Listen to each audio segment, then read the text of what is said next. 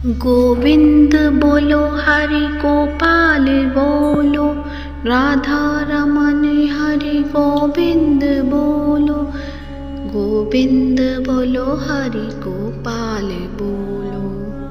नमस्कार प्रिय भक्तजनों, आप सभी का मायरा वॉइस चैनल में हार्दिक स्वागत है। आप सभी को वैशाख मास की कृष्ण पक्ष की बरूथरी एकादशी की बहुत बहुत शुभकामनाएं। आप सभी का व्रत शुभ और फलदायक हो और भगवान नारायण आप सबका अपनी कृपा दृष्टि बनाकर रखें और आप सबकी मनोकामनाएं पूर्ण करें। आज की इस वीडियो में आप सुनेंगे बरूथरी एकादशी व्रत कथा। जो भी भक्तजन बरूथरी एकादशी का व्रत कर रहे हैं उन्हें इस कथा को अवश्य ही पढ़ना या सुनना चाहिए ताकि उन्हें व्रत की पूर्ण फल की प्राप्ति हो। तो आइए सुनते हैं एकादशी व्रत कथा। तो प्रेम से बोलिए नारायण भगवान की जय हो। महाराज युधिष्ठिर ने श्री कृष्ण से कहा, हे भगवान, आप मुझे कोई ऐसा व्रत का विधान बताइए जिससे पुण्य मिले। तब भगवान कृष्ण ने कहा, हे राजेश्वर, ऐसे व्रत का नाम वैशाख मास की बरूथरी एकादशी है। यह सौभाग्य देने वाली और सभी पापों को नष्ट करने वाली है। इस एकादशी पर व्रत करने से 10,000 सालों तक तप करने के बराबर फल मिलता है। जो फल सूर्य ग्रहण के समय 1,00,000 भार के स्वर्ण के दान से मिला है, वो इस व्रत को रखने से मिल जाता है। ऐसा कहा जाता है कि हाथी दान घोड़े के दान से, स्वर्ण दान अन्न के दान से और अन्न दान के बराबर कोई दान श्रेष्ठ नहीं माना जाता है। अन्न दान से देवता, पितर और मनुष्य तीनों तृप्त हो जाते हैं। इस एकादशी पर कन्यादान और अन्नदान दोनों के योग के बराबर फल मिलता है। जो लोग लोभ के वश में होकर कन्या का धन लेते हैं उन्हें अगले जन्म में बिलाप का जन्म मिलता है। जो मनुष्य कन्यादान करते हैं उनकी पुण्य चित्रगुप्त भी नहीं लिख पाते। इस दिन कांसे के बर्तन में भोजन, मांस खाना, मसूर दाल, चना, कोदो, शाक, मधु, दूसरे का अन्न, सत्री, संभोग और दूसरी बार भोजन नहीं करना चाहिए।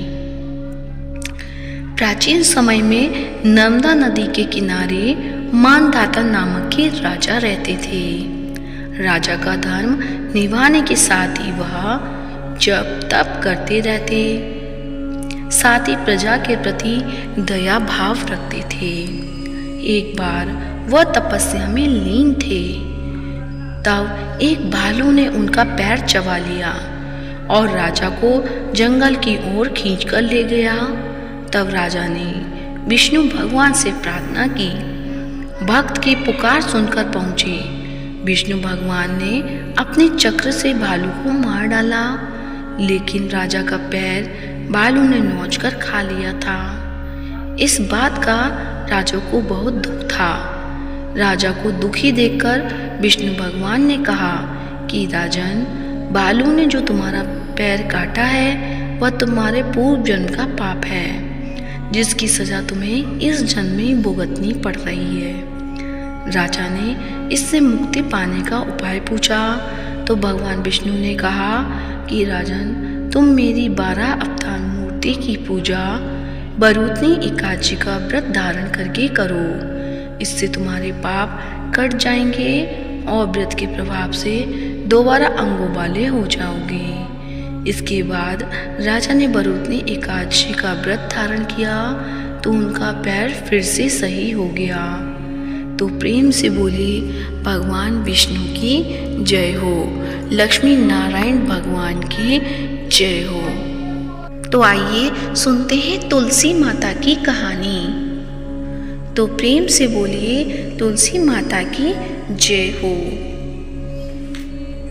एक बुढ़िया माई तुलसी जी को सींचती और कहती कि हे तुलसी माता, सत की दाता, मैं तेरा बिरला सींचती हूँ। मुझे बहू दे, पीताम्बर की धोती दे, मीठा मीठा ग्रास दे, बैकुंठा में बास दे, चटक की चाल दे, पटक की मौत दे, चंदन का काट दे, रानी सा राज दे, दाल भात का भोजन दे, 11 की मौत दे, कृष्ण जी का कंधा दे।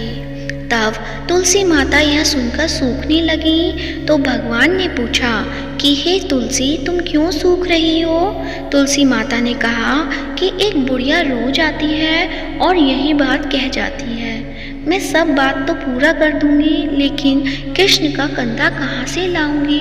तब भगवान बोले, जब वो मरेगी तो मैं अपने आप कंधा दे आऊँगा, तो बुढ़िया माई से कह देना। जब बुढ़िया माई मर गई, सब लोग आ गए। जब माई को ले जाने लगे तो वह किसी से ना उठी। तब भगवान एक 11-12 वर्ष के बालक के रूप में आए और बालक ने कहा कि मैं कान में एक बात कहूँगा तो बुढ़िया माई उठ जाएगी। बालक ने कान में कहा, बुढ़िया माई मन की निकाल ले, पीताम्बर की धोती ले, मीठा मीठा ग्रास ले, बैकुंठा में बास ले, चटक की चाल दे, पटक की मौत ले, कृष्ण जी का कंधा ले। यह सुनकर बुढ़िया माई हल्की हो गई। भगवान ने कंधा दिया और बुढ़िया माई को मुक्ति मिल गई। तो हे तुलसी माता, जैसे बुढ़िया माई को मुक्ति दी वैसे सबको देना। तो प्रेम से बोलिए, तुलसी माता की जय हो, शालिग्राम भगवान की जय हो। अब आप सुनेंगे एकादशी माता की आरती। तो प्रेम से बोलिए, एकादशी माता की जय हो। ओम जय एकादशी माता, मैया जय एकादशी माता, विष्णु पूजा व्रत को धारण कर शक्ति मुक्ति पाता। ओम जय एकादशी माता, तेरे नाम गिनाऊं देवी, भक्ति प्रदान करनी, गण गौरव की देनी माता, शास्त्रों में बरनी। ओम जय एकादशी माता, मार्गशीर्ष के कृष्ण पक्ष की उत्पन्ना विश्वतारिणी जन्मी, शुक्ल पक्ष में हुई मोक्षदा मुक्ति दाता बन गई। ओम जय एकादशी माता, पोष के कृष्ण पक्ष की सफला नामक है, शुक्ल पक्ष में होए पुत्रदा आनंद अधिक रहे। ओम जय जय एकादशी माता, नाम सटतिला माघ मास में कृष्ण पक्ष आवे, शुक्ल पक्ष में जया कहावे, विजय सदा पावे। ओम जय जय एकादशी माता, विजया फागुन कृष्ण पक्ष में शुक्ला आमल की, पाप मोचनी कृष्ण पक्ष में चैत्र महावली की। ओम जय एकादशी माता, चैत्र शुक्ल में नाम कामदा धन देने वाली, नाम बरोधनी कृष्ण पक्ष में बैसाख महाबाली। ओम जय एकादशी माता, शुक्ल पक्ष में होए मोहिनी अपराजेष्ठ कृष्ण पक्षी, नाम निर्जला सब सुख करनी शुक्ल पक्ष रखी। ओम जय एकादशी माता, योगिनी नाम आषाढ़ में जानो कृष्ण पक्ष करनी, देवशयनी नाम कहायो शुक्ल पक्ष धरनी। ओम जय एकादशी माता, कामिका श्रावण मास में आवे कृष्ण पक्ष कहिए, श्रावण शुक्ला होए पवित्र आनंद से रहिए। ओम जय एकादशी माता, अजा भाद्रपद कृष्ण पक्ष की परिवर्तनी शुक्ला, इंद्राश्विन कृष्ण पक्ष में व्रत से भवसागर निकला। ओम जय एकादशी माता, पापांकुशा है शुक्ल पक्ष में आप हरनहारी, रमा मास कार्तिक में आवे सुखदायक भारी।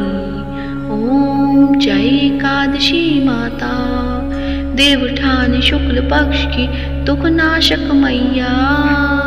पावन मास में करूं विनती, पार करो नैया।